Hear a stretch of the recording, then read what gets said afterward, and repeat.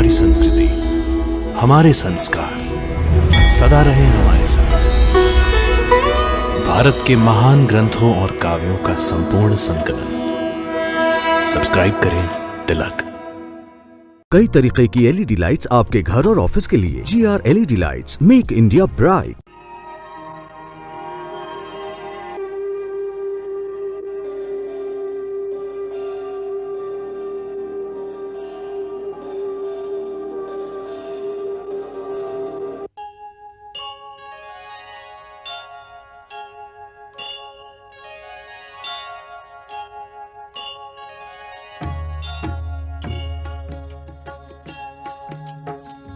सीताराम चरित अति पावन, मधुर सरस अरु अति मन भावन।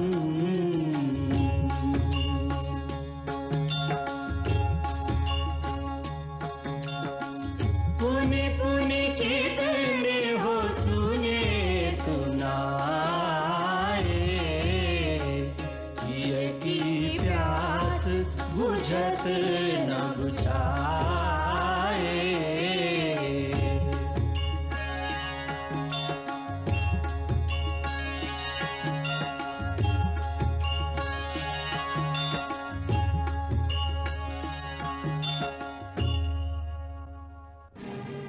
तुम्हारे गुरु ने तुम्हें कोई तंत्र विद्या सिखाई है? क्यों? क्योंकि जो कार्य तुमने किया है वो अवश्य दंड देने योग्य है, परंतु तुम्हें देखकर हमारे मन में न तो दंड देने की इच्छा हो रही है और न तुमसे युद्ध करने की। मेरी अवस्था भी यही है। मैं तो यही सोच रहा हूँ कि आप किसी मोहिनी मंत्र का जाप कर रहे हैं। ये विधाता की विधि कैसी है कि दोनों ओर से धनुष उठाना कठिन हो गया है। महाराज राम, इस प्रकार यह मंत्र तंत्र का प्रयोग वीरों के लिए उचित नहीं है। यदि कर सकते हैं तो सच्चे क्षत्रिय की भांति हमें अस्त्र शस्त्र से पराजित करिए, भावना की मोहिनी डालकर नहीं। बालक, हम तुम्हारे सारे अपराध क्षमा कर देते हैं। ये यज्ञ का अश्व हमें लौटा दो, हम तुम्हें कोई दंड नहीं देंगे। युद्ध में हमें पराजित कीजिए और घोड़ा ले जाइए, और ये भी याद रखिए, घोड़ा लिए बिना चले गए तो समस्त विश्व में अपयश फैलेगा। बालक, हमें विवश मत करो। जब युद्ध भूमि में आ ही गए हैं महाराज, तो अब और कोई मार्ग नहीं बचा। एक ही मार्ग रह गया है, धनुष उठाइए।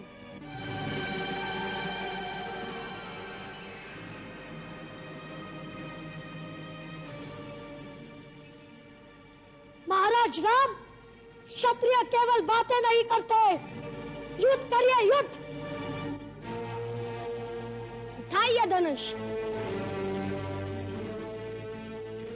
महाराज राम, यदि आप क्षत्रिय हैं, तो आपको अपने पूर्वजों की आन है कि युद्ध भूमि में सारी मोह ममता त्याग कर एक वीर क्षत्रिय की भांति व्यवहार कीजिए और अपना धनुष उठाइए। बालक, हमें ऐसी शपथ मत दो कि हम विवश हो जाएं। हे राम, ये आप क्या कर रहे हैं?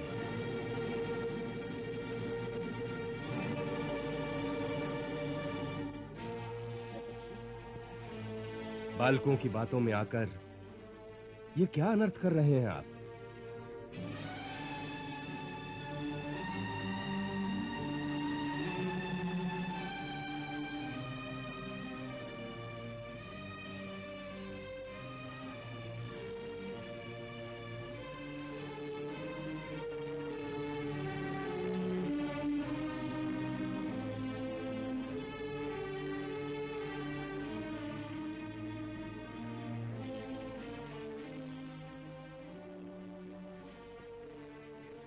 कल्याणमस्तु।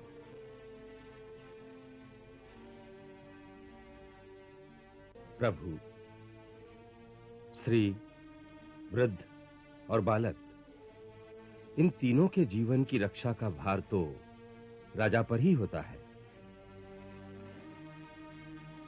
अपराधी होने पर भी उन पर राजा का हाथ नहीं उठता।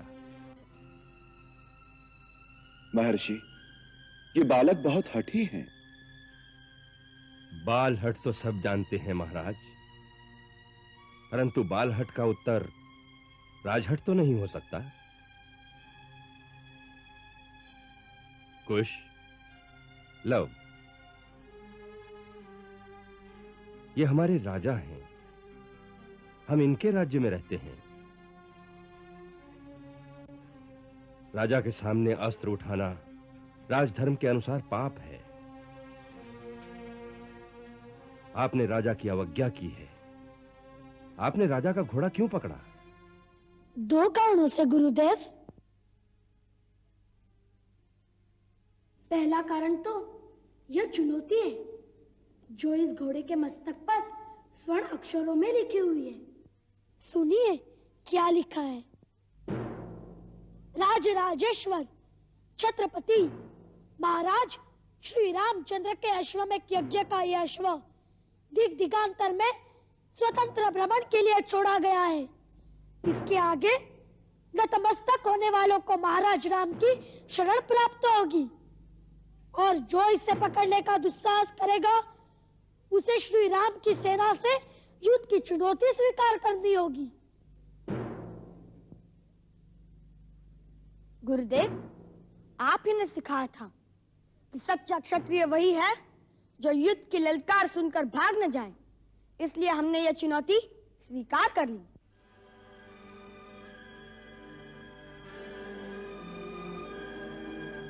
और दूसरा कारण? कुछ भैया को महाराज राम से कुछ प्रश्न पूछ लेते, सो मैंने सोचा वैसे तो हमारी भेंट महाराज राम से हो नहीं सकती। यदि यह घोड़ा पकड़ ले तो उसे छुड़ाने के लिए महाराज राम स्वयं आएंगे और कुछ भैया उनसे प्रश्न भी पूछ लेंगे। पूछो, क्या प्रश्न पूछना चाहते हो? एक ही प्रश्न है महाराज कि हमारे गुरुदेव कहते हैं आप मर्यादा पुरुषोत्तम हैं, परंतु यह कहाँ की मर्यादा है कि उस पत्नी का जिसकी पवित्रता पर आपको स्वयं विश्वास है केवल कुछ लोगों की निंदा के कारण त्याग कर दिया जाए और उसे निस्सहाय अवस्था में वनवास के दुख भोगने पर विवश कर दिया जाए? यह कौन सा धर्म है? राजधर्म।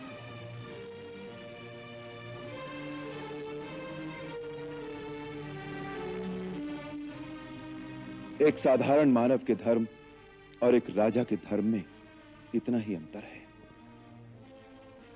एक साधारण मानव का प्रथम धर्म है अपनी पत्नी, अपने बच्चों, अपने भाई बहनों, माता पिता और निकट सगे संबंधियों की रक्षा करना, उनको सुख पहुंचाना और यदि कठिन समय आए तो दुख में उनका साथ देना। परंतु वही मानव जब राजमुकुट पहनकर राजा बन जाए तो उसका प्रथम धर्म अपने निजी सुख या दुख और अपने निकट सगे संबंधियों के सुख दुख में उनका साथ देना नहीं रहता, वरन राजा का धर्म केवल प्रजा रंजन होता है। उसके सारे कर्म प्रजा मत के अधीन होते हैं, फिर चाहे निजी तौर पर उसे सुख हो या दुख। उसका कर्तव्य तो वही है जिससे प्रजा का कल्याण हो, प्रजा रंजन हो और जिसमें प्रजा का मत हो। यही उसका पहला धर्म भी है और यही उसका आखिरी धर्म भी है। इसे ही राजधर्म कहते हैं। तो इसका अर्थ यह है कि यह अन्याय आपने नहीं, अयोध्या की प्रजा ने किया है।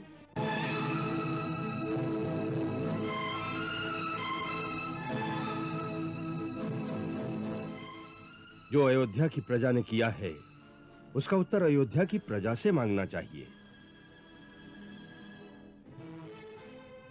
लवकुश, इस समय तुम दोनों ने इनका घोड़ा पकड़कर और इनके सामने अस्त्र उठाकर जो अवज्ञा की है, उसके लिए तुम्हें इनसे क्षमा मांगनी चाहिए।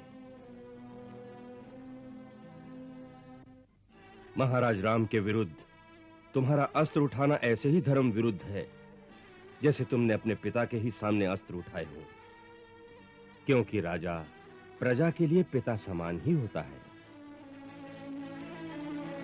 शास्त्र कहता है कि पिता ही सर्वभूतानां राजा भवति धर्मतः। इसलिए तुम्हें इनको पिता समान आदर देकर क्षमा मांगकर यज्ञ का घोड़ा लौटा देना चाहिए। जो आज्ञा गुरुदेव।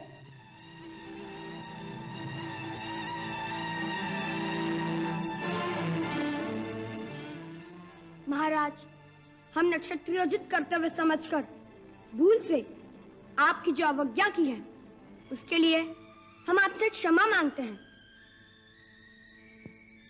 यदि आप हमें कोई दंड देना चाहे तो वह भी हमें स्वीकार है।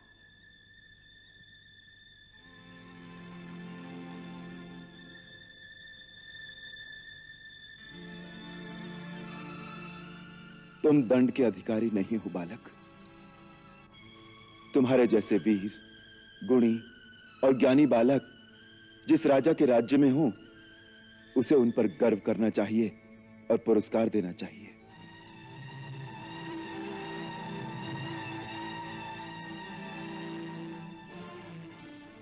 जब तुम्हारी शिक्षा पूर्ण हो जाए और यदि तुम्हारे गुरु और तुम्हारे माता पिता तुम्हें आज्ञा दें, तो तुम दोनों के लिए मेरे द्वार सदैव खुले रहेंगे।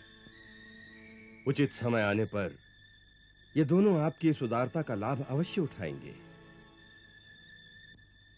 कुश, वत्स, अयोध्या की सेना पर इस पहली विजय से तुमने मेरी विद्या सफल कर दी। अब चैतन्य अस्त्र द्वारा इन सब की मूर्छा भंग कर दो, जिससे महाराज समस्त बंधु बांधुओं सहित जाकर अपना यज्ञ संपूर्ण कर सके। जो आज्ञा गुरुदेव। चलिए महाराज।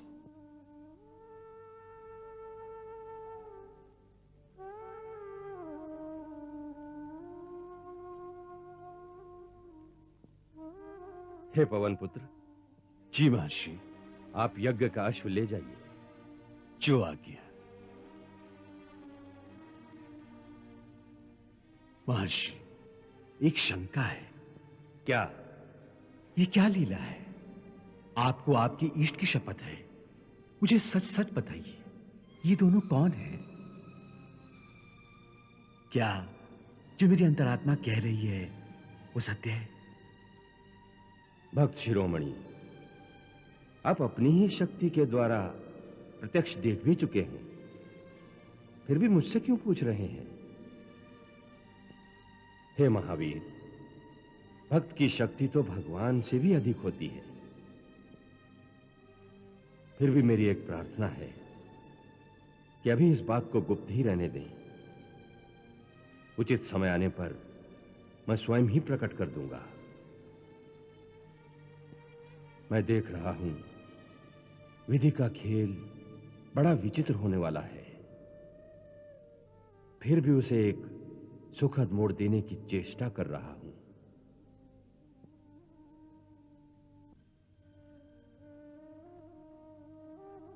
आपके भक्त सफल मनोरथ हों। पुत्री, पुत्री, सुना तूने? लव कुश ने अयोध्या की सारी सेना को पराजित कर दिया। क्या? अयोध्या की सारी सेना को पराजित कर दिया। अयोध्या की सेना को? केवल सेना को ही नहीं, वरन उनके सारे योद्धाओं को भी परास्त कर दिया। माताजी, भरत, सुग्रीव, लक्ष्मण, शत्रुघ्न, सबको भैया ने परास्त कर दिया। भरत, लक्ष्मण, इन सब के साथ तुमने युद्ध किया? क्यों? कैसे? छोड़िए ना इस बात को। एक छोटी सी लड़ाई थी, समाप्त हो गई। देखिए ना, हम आपके लिए इतने सारे कमल पुष्प लाए हैं आपकी पूजा के लिए। यह अनुष्ठान आप जल्दी जल्दी पूरा कीजिए, जिससे शीघ्र ही हमें हमारे पिताश्री के दर्शन हो सके। खुश, मेरी बात को मत टालो। मैं जानना चाहती हूँ कि तुम लोगों ने भरत, लक्ष्मण, शत्रुघ्न के साथ युद्ध किया, क्यों किया? माताजी, मैंने अश्वमेध यज्ञ का घोड़ा आश्रम के पास विचरते देखा। उसके माथे पर स्वर्ण अक्षरों में चुनौती लिखी थी कि जो इस घोड़े के सामने मस्तक नवाएगा वह महाराज राम की शरण पाएगा, और जो इसे पकड़ेगा उसे उन्होंने युद्ध के लिए ललकारा था। सो युद्ध की चुनौती स्वीकार करना अपना क्षत्रिय धर्म समझकर मैंने उसे पकड़ लिया। फिर क्या, उनकी सेना, उनके सेनापति एक एक करके सबके सब ढेर हो गए। फिर शत्रुघ्न आए, उन्हें भी मैंने मूर्छित करके रण में ही सुला दिया। फिर लक्ष्मण जी आए, उनसे युद्ध हुआ। क्या ठंडा ठंडा सुना रहे हो कुछ भैया? माताजी, युद्ध नहीं हुआ, घमासान का युद्ध हुआ और हमने उन्हें मूर्छित कर दिया। फिर भरत जी आए और उनके साथ महाराज सुग्रीव और महाबली हनुमान भी आए। हनुमान जी बड़े वीर कहलाते हैं, परंतु भैया की वीरता देखकर वे ऐसे चकाचौंध हो गए और हमारे पास में ऐसे बन गए जैसे गाय का छोटा सा बछड़ा बन जाता है। नहीं। हाँ, और भरत जी और सुग्रीव महाराज ने एड़ी चोटी की शक्ति लगा ली, परंतु गुरुदेव के प्रदान किए हुए हमारे अस्त्रों ने उन्हें भी धराशायी कर दिया। और फिर महाराज राम स्वयं आ गए।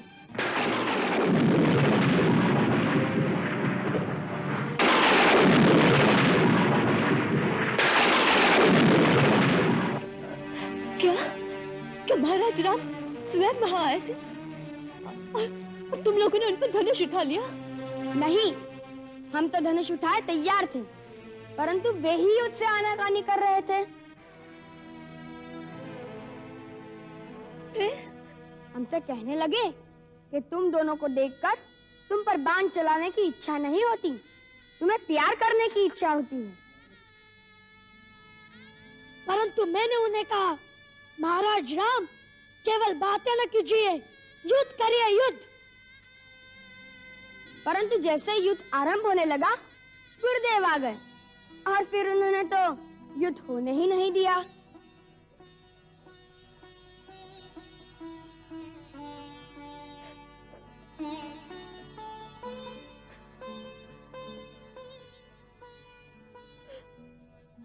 प्रभु का कोटि कोटि धन्यवाद कि तुम लोग महान पाप से बच गए, महान पाप से बच गए। क्या हुआ पुत्री? माताजी, माताजी, ये आपको क्या हो गया माताजी?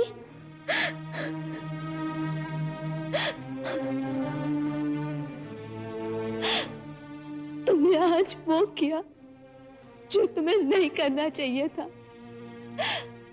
इसका तो प्रायश्चित भी कठिन है।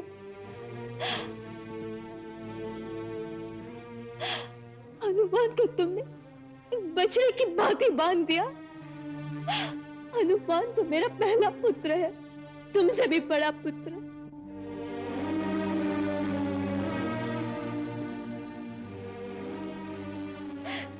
भरत, लक्ष्मण, शत्रुघ्न, ये भी मेरे पुत्र ही हैं।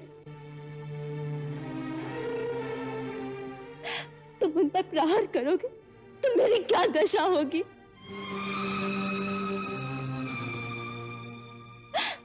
उस पर तुमने स्वयं श्री राम को युद्ध के लिए ललकारा।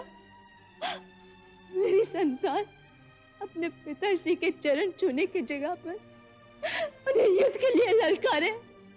मेरे लिए इससे लज्जाजनक बात और क्या हो सकती है?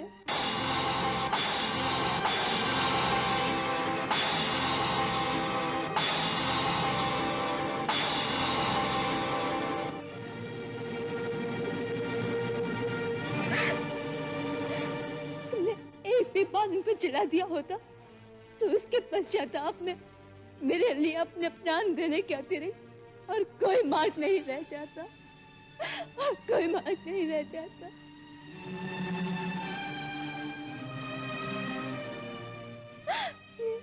ये क्या किया तुम लोगों ने? क्या किया?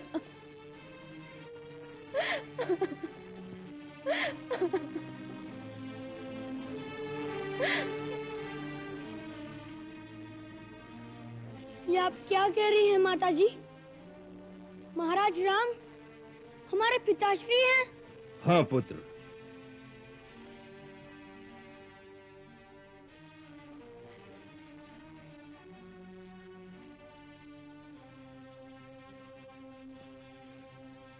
देवी सीता सत्य कह रही हैं। महाराज राम ही तुम्हारे पिता हैं।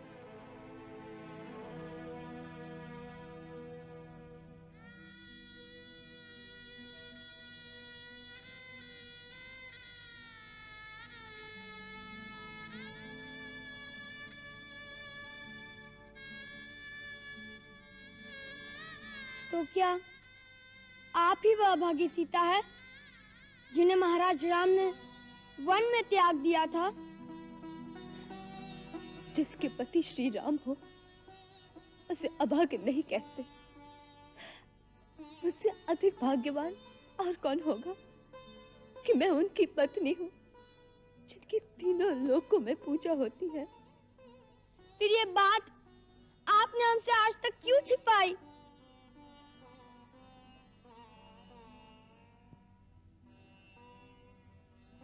हर बात के प्रकट होने का उचित समय होता है।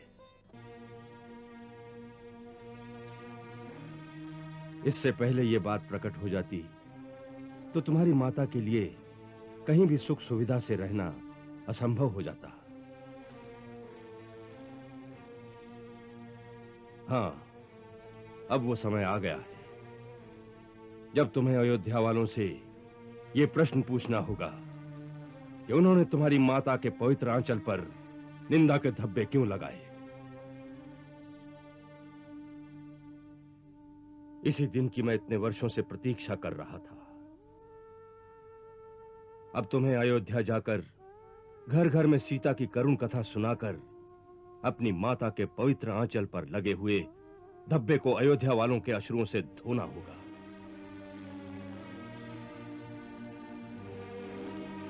उनके मन पर लगे हुए मैल को मिटाकर उनके हृदयों में महारानी सीता का सिंहासन फिर से स्थापित करना होगा।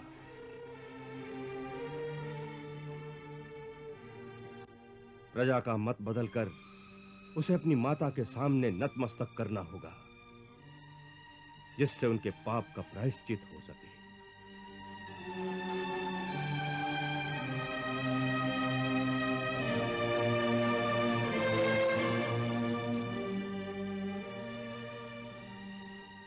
वन वन डोले कुछ ना बोले, सीता जनक दुलारी।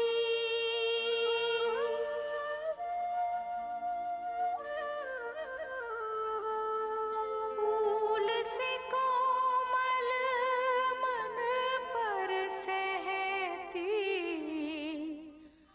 दुख पर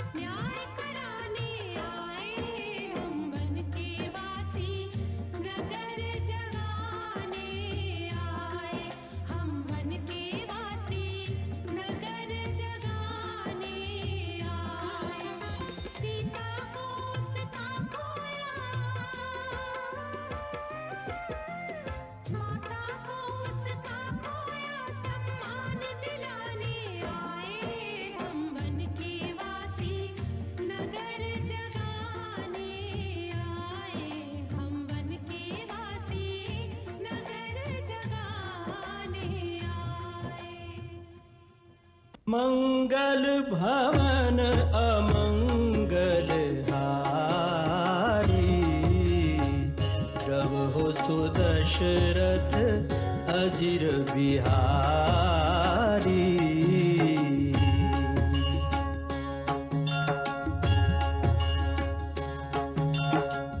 सीताराम चरित अति पावन, मधुर सरस अरु अति मन भावन।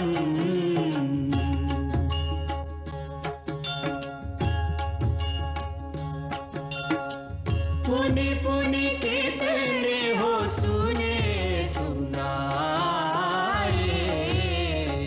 किया की प्यास बुझत न बुझाए।